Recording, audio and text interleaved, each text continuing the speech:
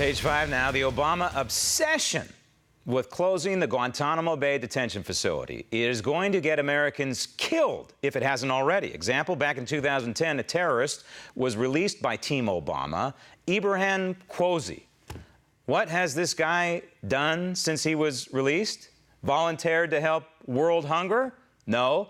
He is now in the leadership circle of al-Qaeda in the Arabian Peninsula. He's living out his terrorist dream life in Yemen. He is just one example of Barack Hussein Obama's effort to empty GITMO at any and all costs without regard to the safety and security of this nation. And this Congress must stop him at all costs. And some in Congress actually understand this threat. Joining me now on the Daily Ledger Page 5 beat, in for Stephanie, Maggie Lit. And Maggie, the rational members of Congress need to step up right now, and they need to put something in place, do something to stop Barack Obama and his nefarious plan to not only empty GITMO, but I think he wants to shut it down and deed it back to Cuba. Right, and Senator Tom Cotton is urging lawmakers to ensure that GITMO stays open while the U.S. is at war with radical Islam. He says keeping terrorist prisoners confined to GITMO stops them from spreading their radical ideology to hardened criminals in U.S. supermax prisons, and that moving detainees onto U.S. soil would make the federal prisons more dangerous, jihadists, and costly. At the same time, the need to keep hardened terrorists off the battlefield and away from U.S. shores has proved enduring, and even more pressing in this time of burgeoning terrorist safe havens in the Middle East and North Africa. We do not maintain Guantanamo because we want to.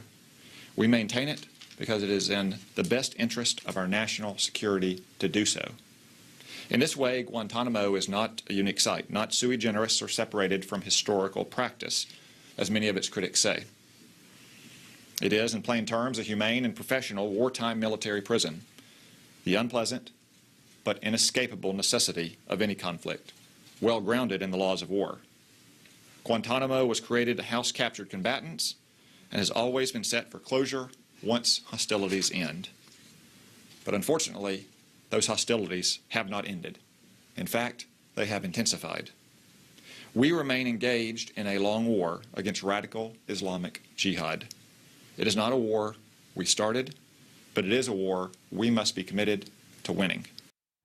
Cotton warns the detainees moved to the stateside prisons would eventually be released to launch attacks inside the U.S.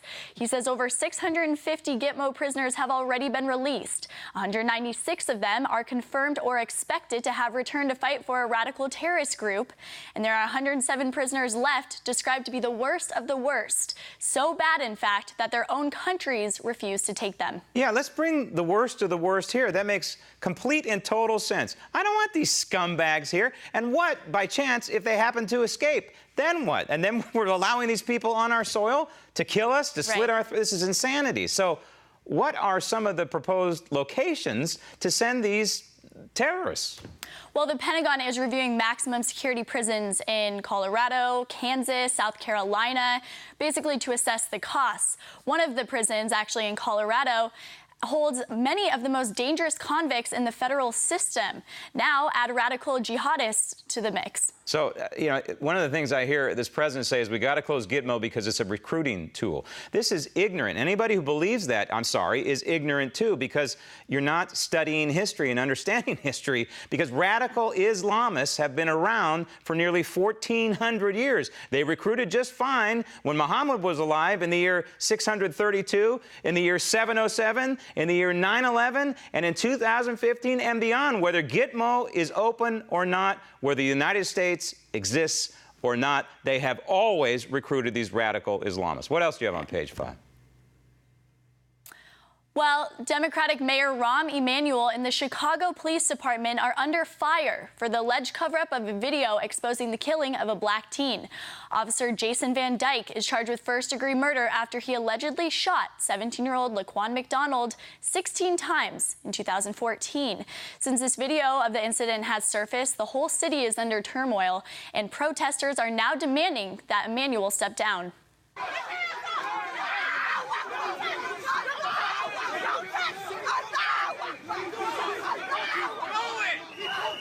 Keep going! Keep going!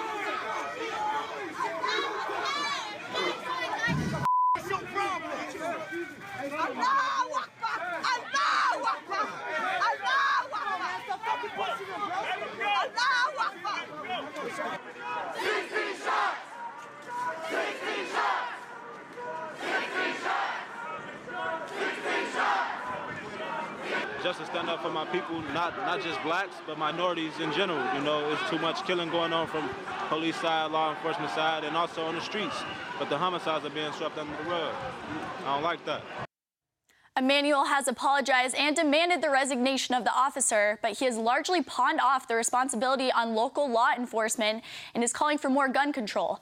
However, protesters are still marching in the streets, shoving officers and stalling traffic. They're calling Emanuel morally corrupt and says they won't stop until he resigns. And remember, Emanuel is Obama's guy, or at least was Obama's guy, and he's going to hang in there tooth and nail as long as he can.